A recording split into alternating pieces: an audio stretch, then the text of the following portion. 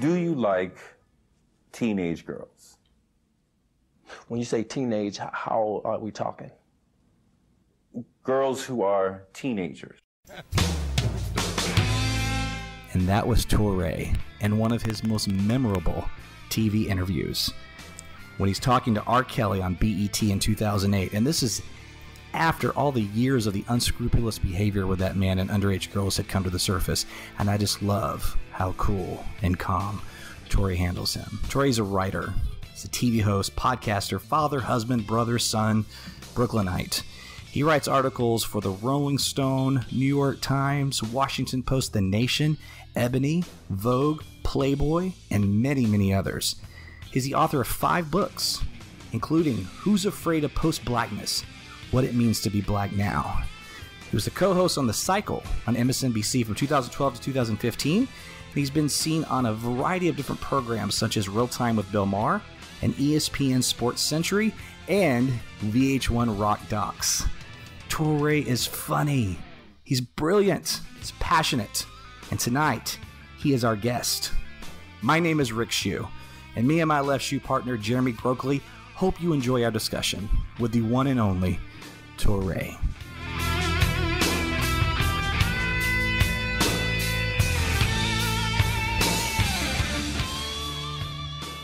TOURÈ, welcome, sir. We really appreciate you being on the show. Thanks for having me. Yeah, absolutely. So listen, if you don't mind, I have kind of a loaded question for you right out of the gate, but it's one that I think taps into your like uncanny ability to analyze the political. You know, because in my view, I just feel like this is a very dark chapter in American history, right? Considering what I call the menace in the White House and his not so pleasant, so pleasant administration, shall we say? I wanted to pick your brain on how we got here, and specifically what I mean by that is juxtaposing like how this country elected such a poised, brilliant, compassionate African-American man in Barack Obama, and then we turn around and we elect the racist birther-in-chief, you know, POWs aren't war heroes, TV reality star guy. I mean, how the hell did I think America is both. I think America is a nation that is both those things, and some of us forgot that. You know, America is both the story of the uplift of black and brown people and people who have not traditionally been in the center of the action, and the story of the racist. It's, you know, and if Barack Obama is the nth degree, the end or a modern end to the story of American racism, that he himself is not from enslaved people, but, you know, black people, you know, rising up from the lowest level of society to finally create one of us to become president of the United States. The slave experience and also the masses experience. And Trump is this sort of modern masses experience. And masses not feeling so strong right now. Right. He's feeling like, I'm losing power now. Like, you know, he feels like losing 1% of his power is a complete loss of his power, but he's feeling a loss of power. So, you know, Trump comes to remind you that, you know, the importance and the centrality of white supremacy, and make, you know, white people who are vulnerable to that message feel like you are heard by me. I'm here for you. I'm the lost voice, you know, who's going to keep out the brown people and put the black people back in their place, and, you know, reassert, you know, masculinity and make America great again, you know, which is make both America, of those things make America white again, right? I mean, right? Is that? Yeah, absolutely. Yeah. So both the Obama and Trump impulses are equal in America. They are both of the American experience. So in retrospect, I'm not surprised that it was both. Sure, absolutely they are. I agree with everything you said, but there's going to be a lot of people that are listening that will push back and say, that's fine, but not everybody that voted for Trump is a racist. And there's a lot of people that voted for Obama twice, in fact, and, you know, then they voted for this guy this time around. And, you know, sure. I was listening to you. I was actually listening to several of your podcasts over the last couple of days, I was listening to the one with Van Jones today, and it was fascinating to listen to that episode because I sort of forgot how he was calling that for a while as we were leading up to the election. He was Yes, one he of was. the, yeah, one of those. He was one of the progressive voices that were saying, "Oh wait, tap the brakes." This guy's probably He was early. He was early. He knew and what I found fascinating about that conversation between you guys is one particular aspect of it when he was talking about how when he was talking to Trump supporters, he started to feel very nervous, and when he would say Hillary's name at a rally and people wouldn't cheer, and he just felt like there was some kind of anxiety. And do you think that, it's a hard question to even try to phrase because everything you said was accurate, but focusing in on the people that helped flip the election, the voter, the blue dog Democrat, if you will, in these Midwestern swing states, Pennsylvania and Wisconsin and whatnot, right? And they voted for Obama twice. What happened to that person? That person, something inside them, was it their hatred for the Clintons? Was it the establishment?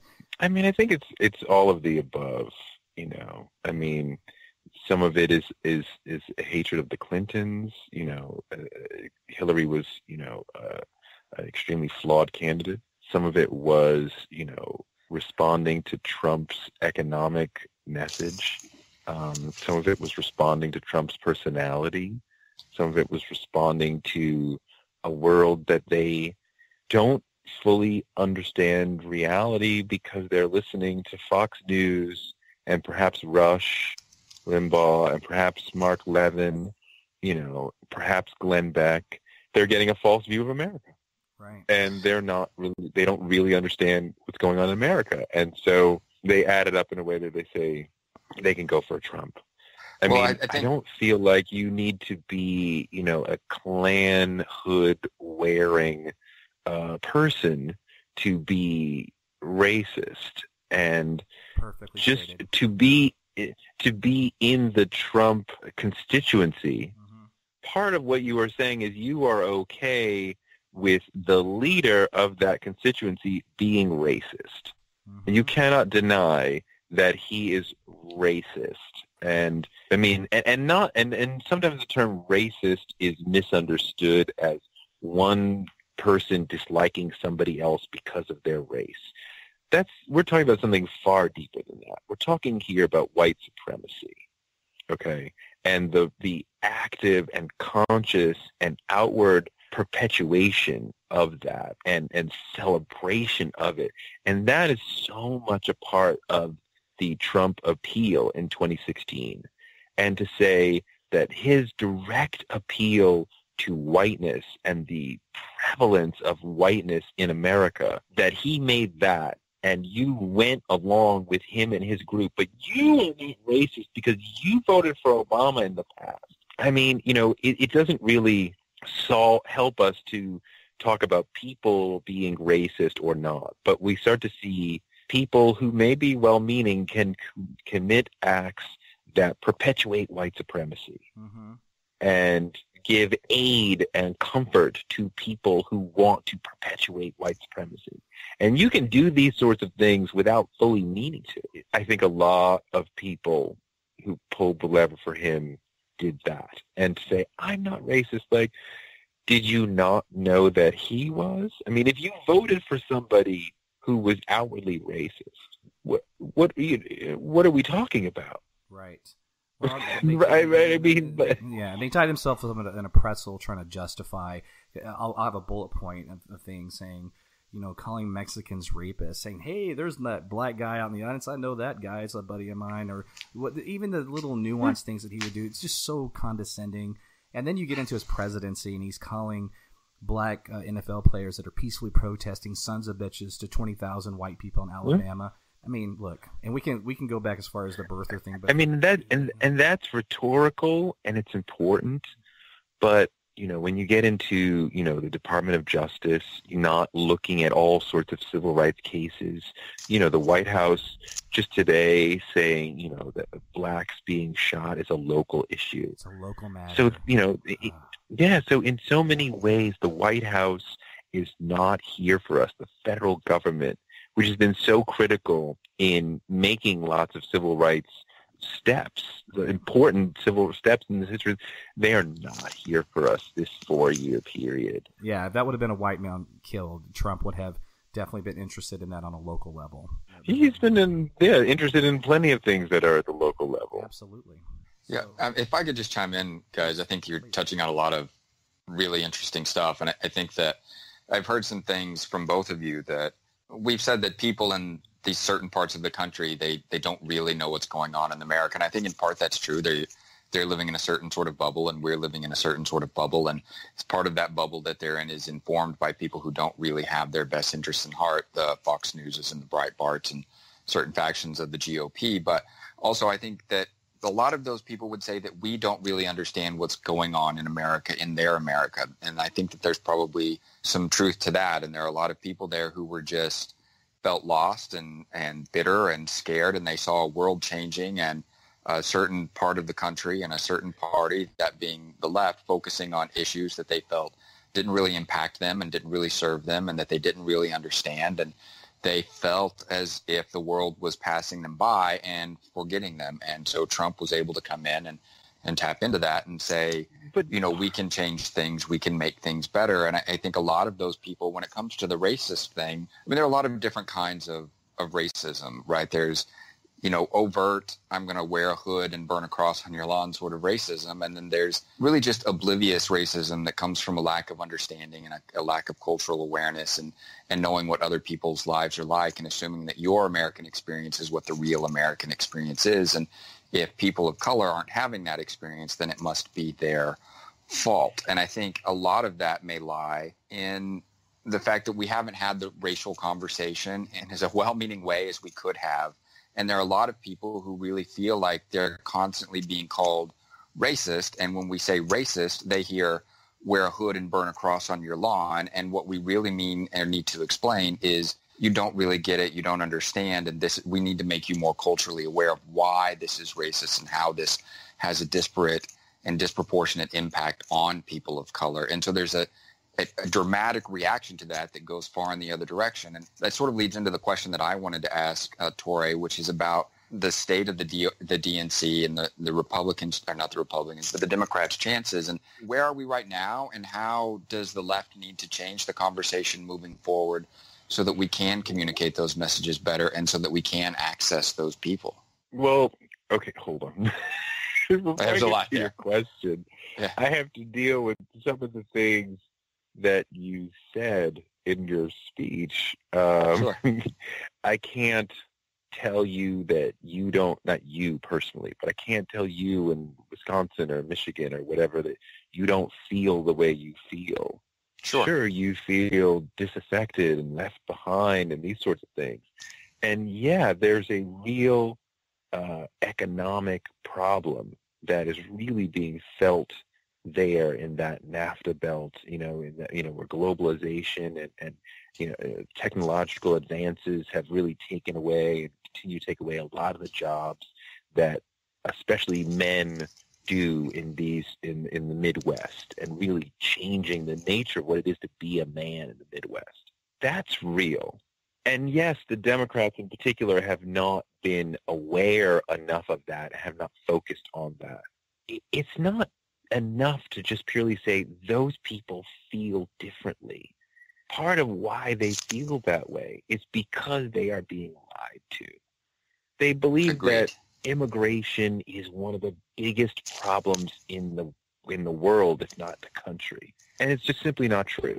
I mean, just to deal with one issue, the core issue of Trump's campaign was to slow/stop immigration, especially of brown people who are either coming to take your jobs or trying to kill you. These are not real problems. And now, people trying to kill us is a real problem, but immigration is at a net negative and has been for years. Right. And terrorists are generally not coming in through the immigration system and physically attacking us, right?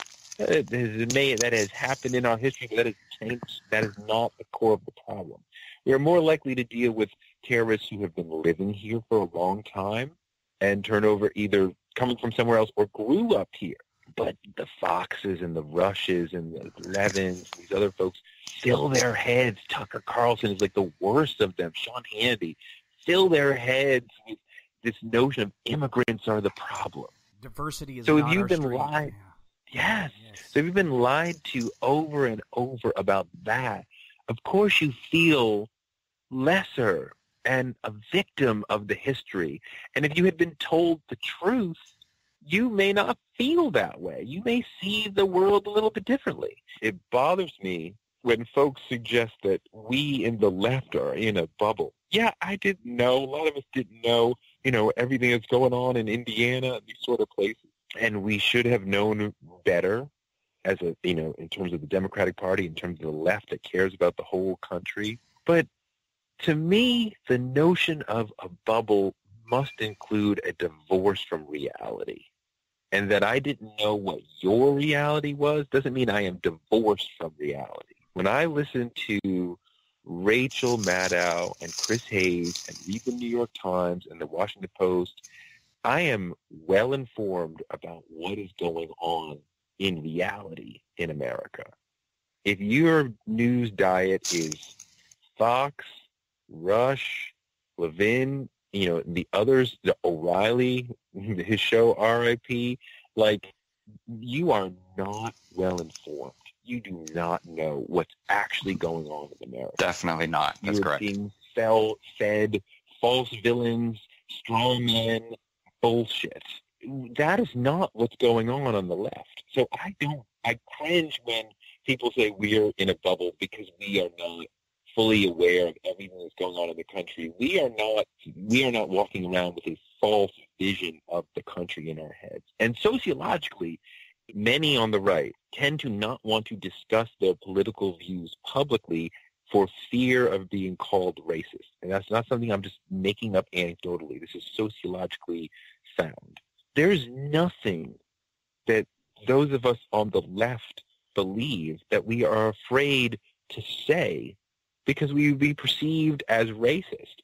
And there's also nothing that I believe as a person on the left where there is an expert-based community that's going, that's just not true. There's nothing.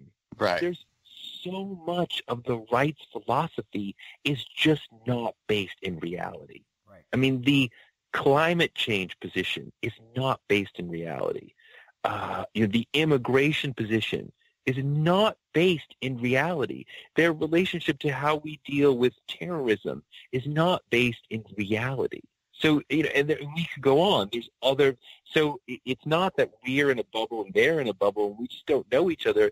They are dealing with an anti-science, anti-fact, anti-actual information era in the Republican Party. And despite being in power, in terms of their relationship to the truth, they are in the woods. And the fact that they're in power and intellectually in the woods is quite scary. And, it's alarming. I only hope that they can be returned from that.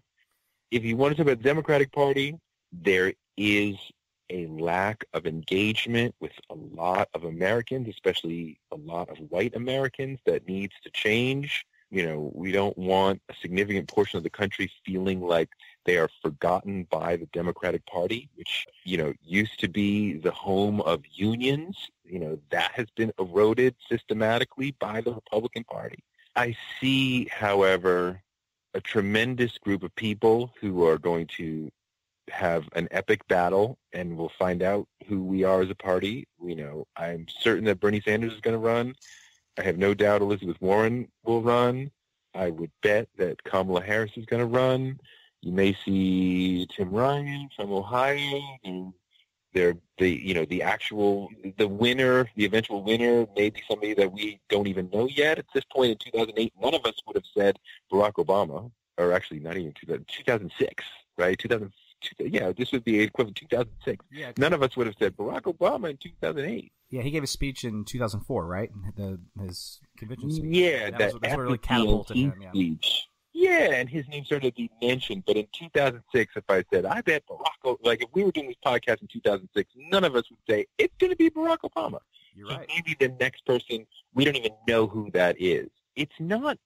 To beat Trump, it will not be necessary to win over all the Trump voters. It's not necessary to win over half of the Trump voters. What is necessary is to bring out lots of Democrats, because there are more Democrats than there are Republicans, and to win enough of the soft middle that can go either way, and I think is composed of a lot of people who are probably like, we're just tired. Like, we gave them a chance, and it's just fucking chaos.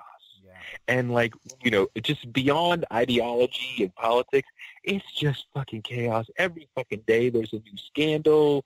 This is freaking stressful. We're constantly looking at our phones. Like, did we go to war with North Korea yet? Like, I can't take it anymore. I need a boring presidency. Because this You'd hope they'd be able to recognize those things without us having to say it. I think you'll see people saying that. I mean, look, Trump won by a sliver, okay? If he cannot hold that coalition together, which is usually hard to do, he's going to have a difficult night in 2020. I agree with all that, and I hope that that's how it plays out. But here's where I just am personally at with all this right now. One thing that 2016 taught me, and I'll just be blunt, was to never again underestimate the stupidity of my fellow voters. Okay? And the fact that we elected him at all, to me, means we could reelect him by virtue of the fact that he's already been elected and he shouldn't have been in the first place. And I say that, and I've never even said that before with another person. I'm not suggesting that, well, that's what's going to happen. And you're right, TOURÈ. He won razor-thin margins. He lost the popular vote by 3 million votes. But it doesn't mean, and I'm not suggesting that you're saying this, by the way, I'm just saying, but it doesn't mean that he can't get reelected. He certainly could. And so, you know, we've talked about some things about the Democratic Party, and you made a list of some people that you think might could run, and you alluded to the fact that maybe that Barack Obama, so to speak, is not even there yet. We're not even thinking about that person. They're not on our radar. But for you, is there anybody that's out there that you're looking at and saying, I hope that they run, like your personal desire? You know, who are you? Who do you have? I mean, mainly the folks I noted. I don't necessarily have somebody in the hinterlands that you haven't heard of who I'm like, if only the junior senator from Washington would run. He's the man. The mayor from Lubbock, Texas. That guy. Yeah, no, I mean, you know, I am ready to hear Bernie out and hear what he does with a second crack at it. History is filled with guys who won on their second time running. You know, I love Elizabeth Warren. You know, I'm very interested to hear what she would say, what her message would be. I love Kamala. I would be thrilled to see her in the conversation. I would be thrilled to have a chance to vote for her. You know, for me, it's somewhere in there. But, I mean, you know, it's 2018. It's in like 2 years, a year and a half when you really run this. You're right. Well, let's talk about that then. So you're right. It is 2018. It's kind of like, I mean, to even try to game it out, it's like looking at a game in the first minutes of the, you know, not even a game, to be looking at like the NCAA tournament with all its, you know, with all its craziness in the first round, in the first minute, and go, that team's going to win. Like, right. Who fucking knows? Yeah. Well, so let's talk about what is a little bit more in real time, right? We have a big election this year, and, you know, I'll just throw it out to both of you. What the hell is going to happen? Do you guys, TOURÈ, you're the guest, obviously, so throw it at you. Do you? What are your predictions? Are we going to take back the House? Are we going to take back the Senate? Is Nancy Pelosi going to be holding the gavel again?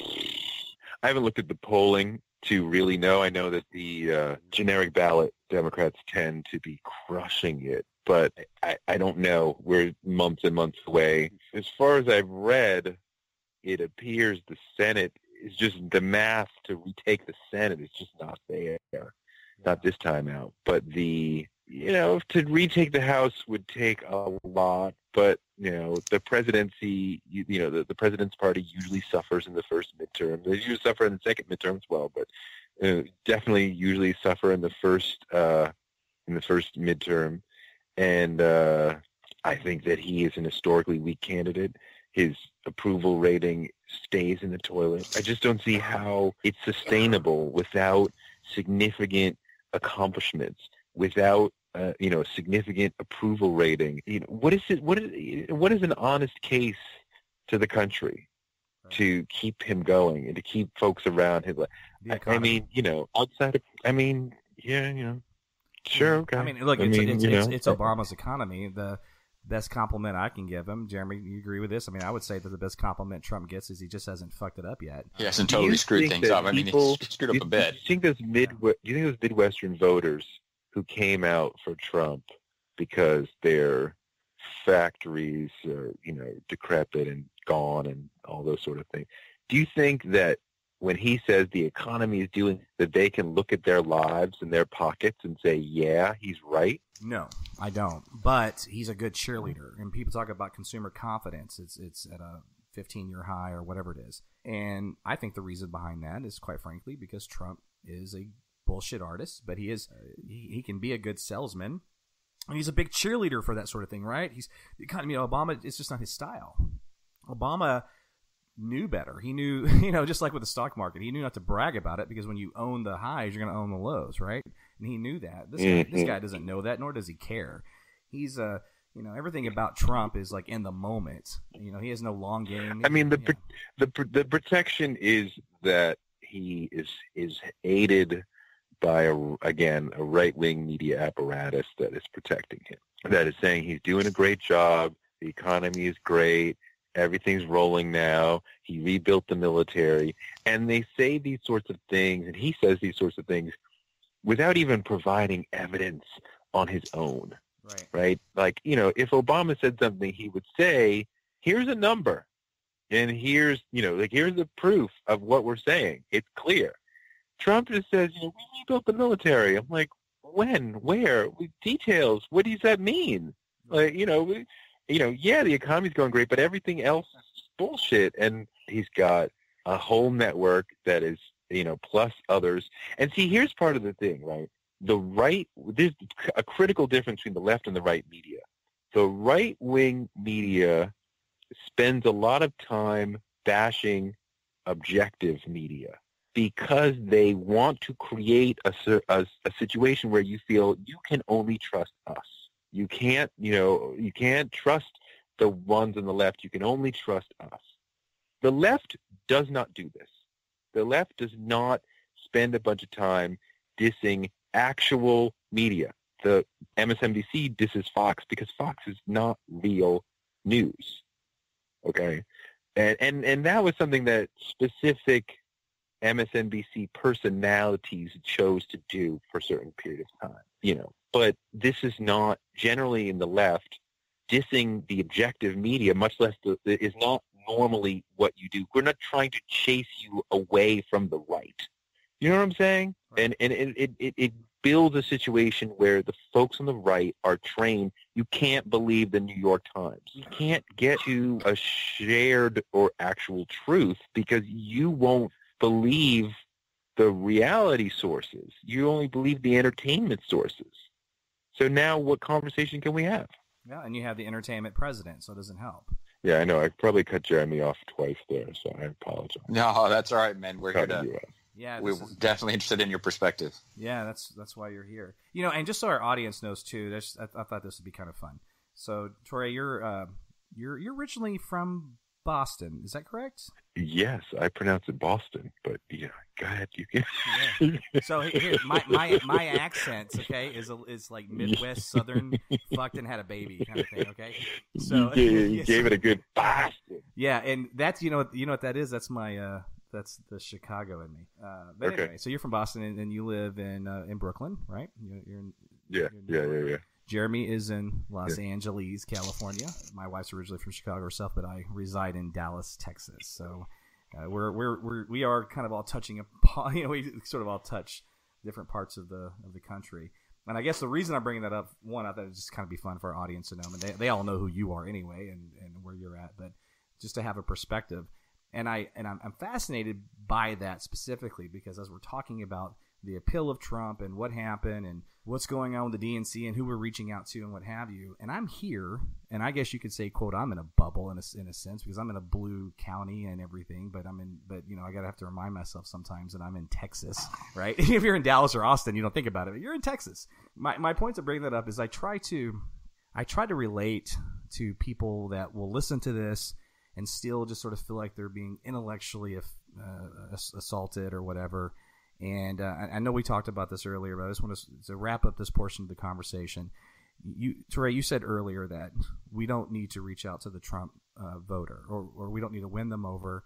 We have a coalition of people that we need to get out and vote. I think that might be a combination of things not happening, a civil war between like a Bernie and a Hillary, and certainly not. Well, it's an era of turnout. Yeah, it's an era, right? And if we get a strong, it's not about convincing the middle to come to your side, right? It's not about persuasion. It's about turnout. If we put somebody out who's a true lefty and brings out a lot of lefty people because they like his or her message and they hate Trump, that's a winning coalition, not inching toward the center and trying to win over the squishy middle and keep the left happy as well. I don't necessarily want to win over the person that's okay with him being a racist. Is that fair to say?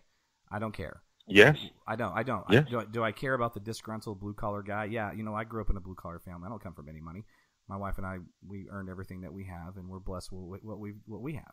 But I don't come from anything, nor does my wife. I get that. I get that upbringing, and I get that sort of economic anxiety. What I don't get is the inexcusable bullshit of demonizing and illegitimizing minorities, blacks, Mexicans, Muslims, whatever. Anything that's not me and not Jeremy, which is white, right? Anything other than Jeremy and I. And it's frustrating. And you said it, and I don't mean to reference this again because you have a body of work that's just endless, and I'm referencing the Van Jones episode again. Yeah. But you said on that show, because he was talking about tapping into that voter, and you're like, yeah, but how do you tap into someone that's either a racist or they're okay voting for a fucking racist? Like, how do you do that? I don't know, man. It's tough. I wanted to shift gears and talk about music, if you don't mind. I know it's kind of a weird segue, but sure. Jeremy, do you have just like another political question for you? No, it's just a really interesting perspective. I think, that I agree with the vast majority of what you said. It's going to be interesting to see how things play out over the next 10 months and then, 2 years and 10 months. But I certainly hope things move more back in our direction.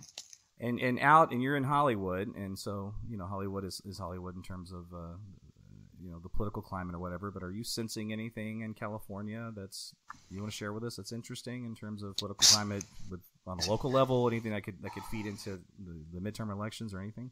Yeah, well, the vast majority of what I hear is anger and surprise. People have stopped being shocked by what we see every day on TV, but there's a lot of frustration, and people are just overwhelmed by the sheer amount of it. I think that there's a few districts in California that, have tended to vote more Republican, that went for Hillary Clinton last time, and we'll see what happens to those in the midterms. But, already Darrell Issa has bowed out, so I think he can see the writing on the political landscape. But, California is outside of San Francisco, San Diego, and Los Angeles. It's a pretty purple state. There's a lot of red out in the farmland, and, so we'll have to see what happens. Well, cool. There's not a smooth segue, and TOURÈ could probably do it on one of his shows. He's a much consummate pro than you and I are, Jeremy. But I want to talk about music for a minute. And, TOURÈ, you're obviously a huge music fan. Yeah, man. Yeah, man, absolutely. And what are some of your favorite types of music, styles, genres, and whatnot? I mean, I love hip hop. I watched the culture rise from, its first little seedlings, and that has always been most central to me in terms of musical culture. But, I also love dancehall and, a little reggae and, the blues and jazz, and to a certain extent, some rock and roll. I love the Beatles and the Rolling Stones and Radiohead and, little with Zeppelin, but I mean, the center of the game to me is hip hop. Sure. Absolutely. it was last year, I think it was 2017, that Pearl Jam was inducted into the Rock and Roll Hall of Fame. That is correct, right? Yeah. Yeah. Their bass player Jeff, how does he pronounce his last name? Emmett? I don't know. Anyway, he seems like a really cool guy. He wore a shirt that I thought was real cool, and it had a list of artists in the front and back covered. And I remember seeing on stage, like, what the hell is that? As it turns out, it was a list of artists that had not been inducted into the Rock and Roll Hall of Fame, and that it was like his war cry saying, "Where are these guys?" Right? Who? Like who? Well, I wrote down a few. It was because it was. I mean, I'm telling you, there were 50, 60. Fela Kuti, okay, Billy Idol, Lenny Kravitz, Motley Crue, Flaming Lips, Sonic Youth, Black Crowes. There was a lot, and I agree with actually all of those. Well, I don't agree with all of those, but okay. Well, I mean, some of the names you listed should not be in the Hall of Fame, but some of them definitely should. I mean, you have to be 25 years from your first release, and that screws a lot of people up. I mean, in terms of fans, the Rock and Roll Hall of Fame has not done a good enough job educating people about that fact. So there's definitely, and I don't know the numbers on when Sonic Youth's first single was or things like that. I don't know when Billy Idol's first single was, but I've definitely felt it, and I've had that argument. How isn't this one the other? Because it's 25 years from your first release, and it's not been 25 years since their first release, so they're not eligible yet. And if it's it's a matter of like empirical eligibility. That's obviously. I mean, but there are people who absolutely should be in the Rock and Roll Hall of Fame who are not, without a doubt. And it's difficult work. I mean, look. I was part of that group for a while. I respect the Rock and Roll Hall of Fame. I've been out to Cleveland and seen, the space. It's amazing. And I don't mean to interrupt, but if you don't mind me asking, you say you're part of that group. You said on the inductee committee. Is that correct? I used to be on the nominating committee. So I'm sorry. The big group of folks who would go through all those who were eligible and whittle it down to 20 or so who would be voted on by the larger body. I was on that group for about 10 years. The Rock and Roll Hall of Fame is not a barometer for if you're a great artist more than being nominated for an Oscar or what have you. But I just thought it might be fun. Well, I say that I would disagree with. Right? Is that a false equivalency? Is that a false equivalency? That's fair. I do. I think. There's something there, but there's something missing there. I mean, what I think I was driving toward was I respect the Rock and Hall of Fame, no shots, no hating, but it is not the canonical end-all be-all to, your career the way that the baseball or the football or the basketball Hall of Fames are over those industries or those communities. It's not the same. It may get to that level one day, but I don't think it's there now. It aspires to that. It maybe possibly trends toward that. But so, for a group to not be in there, I mean, at this point, there's too many groups that belong in there that aren't in there that lets us say it's not yet fully matured as that sort of a overriding body. I think the Oscars have become that for Hollywood in a very interesting way. They make a lot of mistakes. I mean, The Shape of Water is a very good picture, but in 5 years, nobody will want to watch that. Right. Nobody's going to watch it. They'll still be watching Get Out. Nobody going to watch The King's Speech in 10 years? Right. What? No. But Birdman and Her will continue to be watched and studied for years to come. But I mean, the Oscars is doing, a decent job.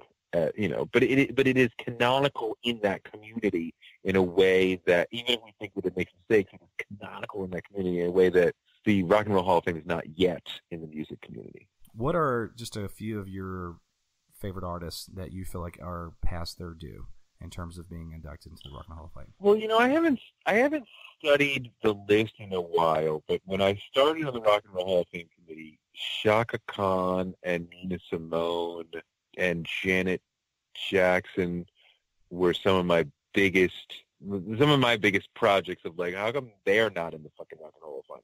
Right. There's a problem with how they interact with hip-hop because they are very rigidly performer-based, and the core people who are the pioneers of hip-hop, Kool Herc, Africa Bambaataa, and Grandmaster Flash, did not have a significant recording career, the three of them.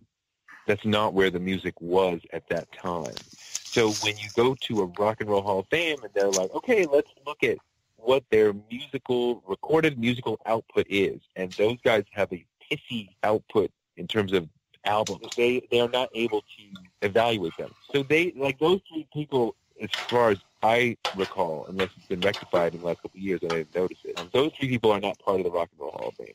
Africa Bambaataa perhaps may never get in. He has his own massive personal problems that now cloud his legacy. You can't talk about hip-hop without talking about Kool Herc. No. He's not in the Rock and Roll Hall of Fame. That is a disrespect to hip-hop, but that is the square peg into the round hole. He does not fit. There's another lane for pioneers, but we in hip-hop want him not in a pioneer lane. He should be straight up in the Rock and Roll Hall of Fame. Absolutely. So, there's some issues around how they evaluate people. Absolutely. So there's some core people in terms of producers who, in a hip-hop context, are really like artists.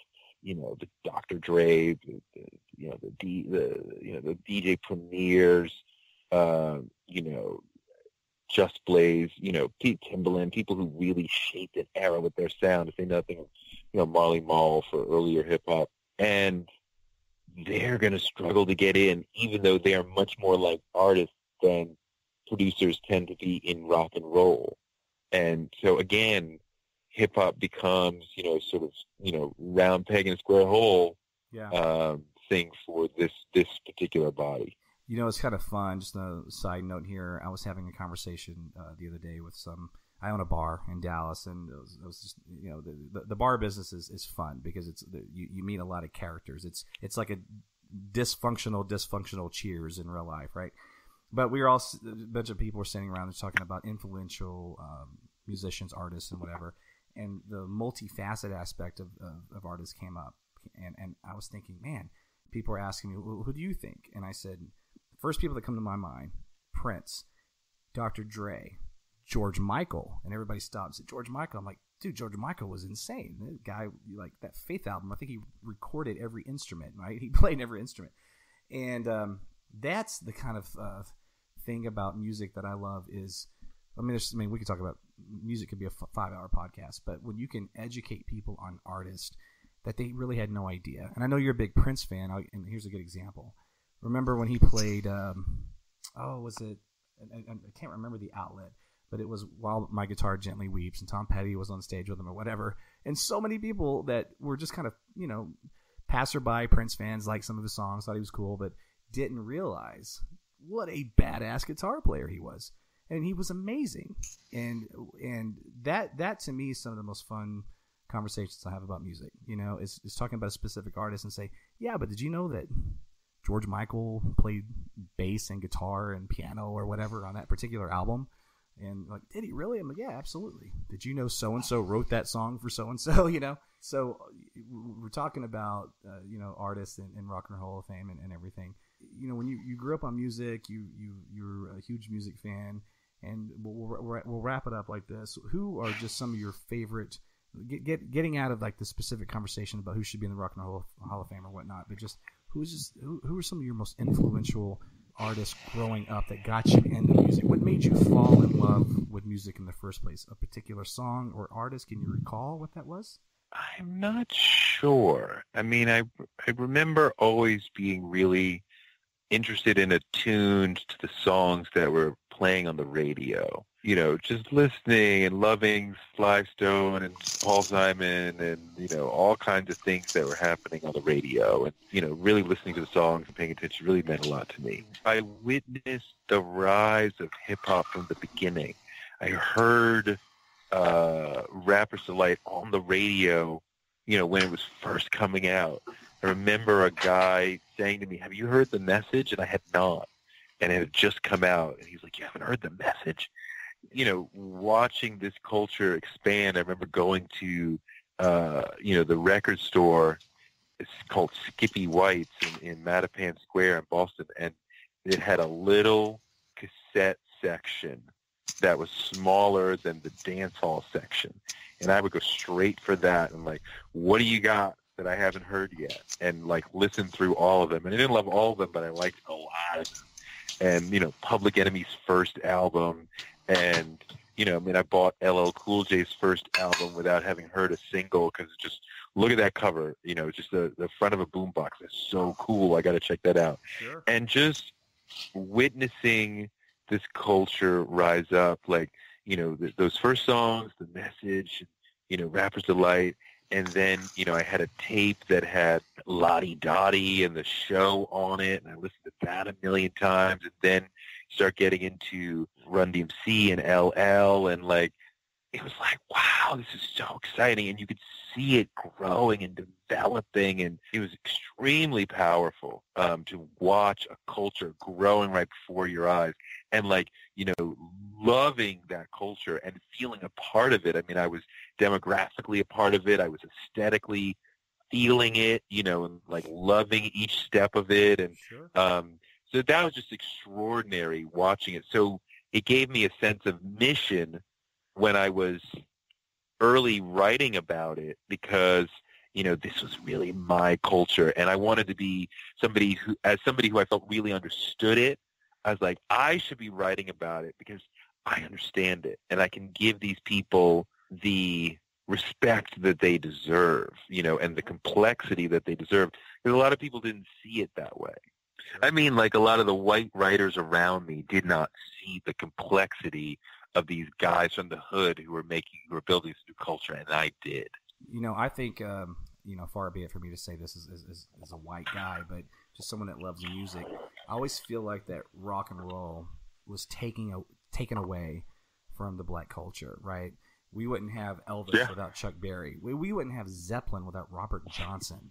And that's unfortunate, but what I always love is that you guys said, all right, well then fuck it. Then we're going to own this, and this is going to speak to us. And now I feel, and maybe this all kind of started with the Run DMC Aerosmith collaboration that, everybody loved. But do you have any thoughts on that specifically? Well, I mean, one thing is that I think you see consistently in black culture that there's an effort to move forward, to look forward. Right. There's not a huge fetishization of the past. There's not like, a lot of, oldies stations generally more on the white side. Even if you have a soul music station that's playing Motown, there's only going to be white people listening to this at that point, right? Black people were big into Motown when Motown was working and was hot in the 60s and the 70s.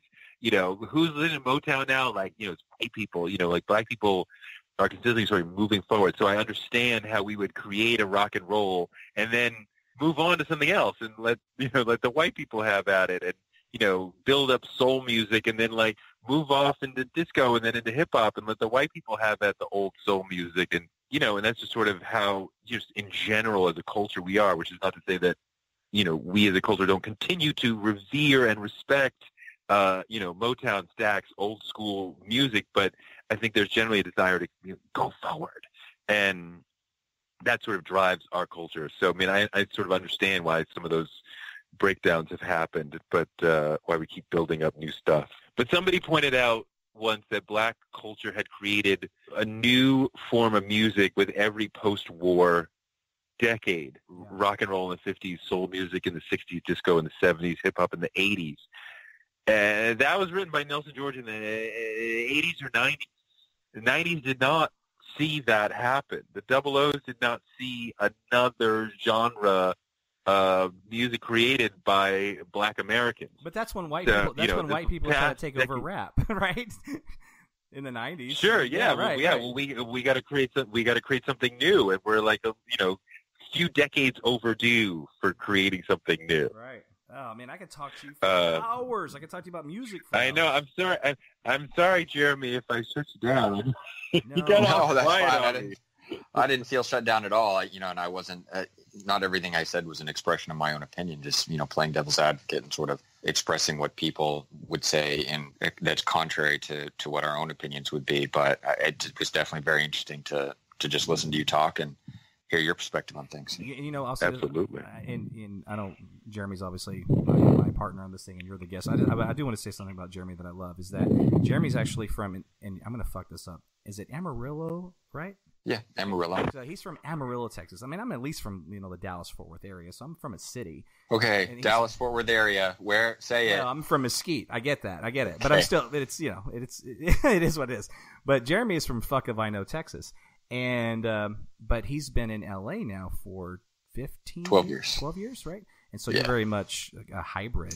And so your perspective on things is like invaluable to me. And so thanks. Do you have a final question for our guest of honor here before we let him get out of here, because he's got better things to do? I don't. I really appreciate it. I was taking notes on the music, so I'm going to go look up. I did a quick search on the snubs from the Rock and Roll Hall of Fame, and most of them I was indifferent to, but there was one I was like, my first concert ever. Actually drove out of Amarillo to Dallas with my high school girlfriend, and we went to see Depeche Mode. They're not in the Rock and Roll Hall of Fame, which is, just from a nostalgic perspective, that one hit me. But the rest, I was like, I could really care less one way or the other. Billy Idol's good. He wasn't on my list. He was Generation X from the 70s. Shaka Khan, she's a badass too.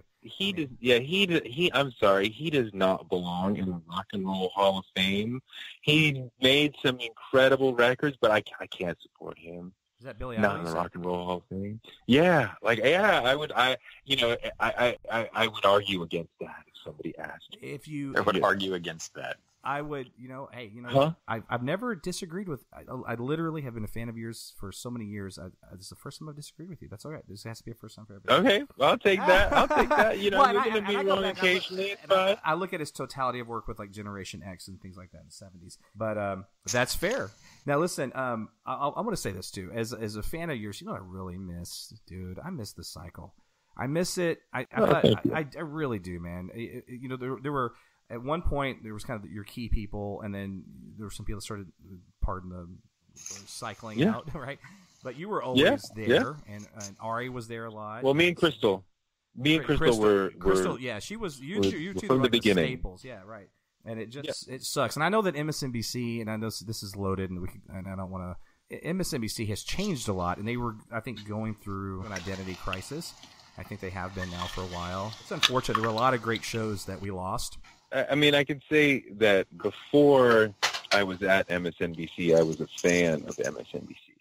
And to walk around that building and, literally and figuratively rub elbows with Chris Matthews and Chuck Todd and Rachel Maddow and Lawrence and Chris was truly a thrill. And it was an honor. And it was like, there are some really brilliant people around here who are bringing it like A-level every day. Melissa Harris Perry, Joy Reid, and you better freaking make sure that you bring it when you get out there, and so you better prepare hard, because everyone else is preparing hard and they're brilliant. And in the last day of that show, I mean, it's the best job I ever had. And the light went off at the end, and I knew it was like the end at that moment of my life was the best job that I'd had, and I freaking cried on Chris's shoulder for like a straight minute, I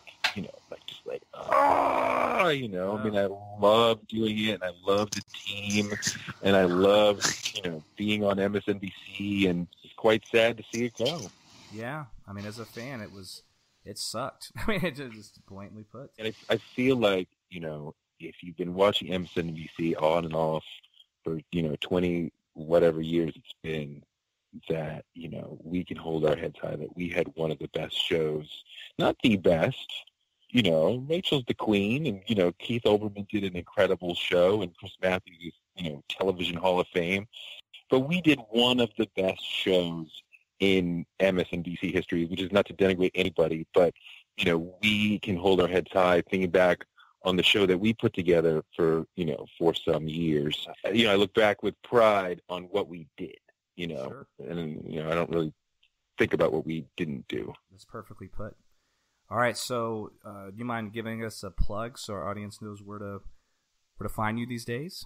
Well, yeah, I mean, I'm doing a podcast called TOURÈ Show, which you can find, anywhere you check out your podcast. I do hour-long one-on-ones with, extraordinary people like, this week's Taraji P. Henson. Tony Braxton is coming up, Kareem Abdul-Jabbar. I did one with Marissa Alexander. It's going to be pretty incredible. Ones from the past with, Maxwell, Kendrick Lamar, Zadie Smith, Black Thought, Puffy, Patrice Cullors, a lot of cool people, Nikki Giovanni. So I'm doing that, and I'm working on a book with Rakim about, his life and his creativity that should be out this fall. And trying to keep my kids on the straight and narrow. You have a beautiful family, by the way. Saw the picture on your site. Thank you. You got a boy and a girl. Thank you. And their ages are? A boy and a girl, 10 and 9. 10 and 9. Sounds exhausting. So right. I mean, sure. Yeah, it is. I have 2 daughters, okay, 4 and 6. And I'm done. Well. So my question, if you don't mind, is what is there? Is it gender specific? What is easier? Like a couple of weeks ago, we had some neighbors, a couple doors down. They got into a bind, and so my wife took their 2 kids for a couple of days, so whatever. And they had a little boy, and I'm a dad of girls. That's just who I am, right? And I had this little boy for a few days. I was getting him ready in the morning, like, this is so fucking easy, man. I just put his shirt on, throw on his jeans, and mess his hair up a little bit, and he's out the door. It's just I'm doing pigtails and layers of clothes and whatnot. So set the logistics aside, right? But like, is who's easier, your son or daughter? I just walked around the block across the street. Well, I mean, this is a very long issue, right? You talk to a parent about their kids, but my daughter's way easier to deal with. I mean, she's just, look, at a deep level, the girls want to please, and the boys kind of want to rebel. Even at a very young age, even at like 18 months, the girls know what you want and will do that. And the boys know what you want and will do the opposite thing. So boys are trickier. Yeah. At least I hear, until they get to be teenagers, and then it flips. We'll do a podcast together if you'll let me, and when our kids are teenagers, just talk about that, right? All right, we'll figure it out. Well, listen, man, I really hope to, love to shake your hand one day and meet you in person. I hope that happens. And indeed, we appreciate it very much. Thank you so much for coming on the show. Okay. Yeah, man. Thanks a lot. I'm happy to do it. All right. All right. Thanks, man. Thanks, Jeremy. You Jeremy. too, Torys. Thanks a lot. Take care, man. Thanks so much. All right, hey, real quick, where can people find you on Twitter? At TOURÈ, TOURE, on Instagram at TOURÈ Show. Awesome. Okay, buddy. Thanks so much, sir. All right. Thanks, guys. Peace. Nothing cooler than talking with someone you've admired and revered for years, only to find out they are as amazing and cool as you thought. Talking with TOURÈ was an honor, and I really hope you guys enjoyed the discussion. If you do like what you've heard, please follow us on Facebook, Twitter, and subscribe to our YouTube channel. We need some little bit of love over there on YouTube. So on behalf of yours truly, Rick Shew, Jeremy Gruhlkey, and our missing brother on this episode, where the hell was he? I don't know, Michael Malloy, we thank you all very much for your support. And on that note, we're going to have announcer Rachel take us out.